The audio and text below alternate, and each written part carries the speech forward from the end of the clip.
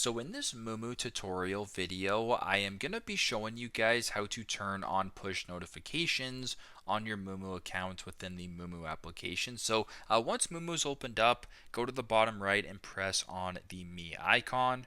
Once you're here, go down to the bottom and press on Settings. Then once you're in Settings, simply just go to where it says Notifications. So four options down, it says Notifications. Press on that.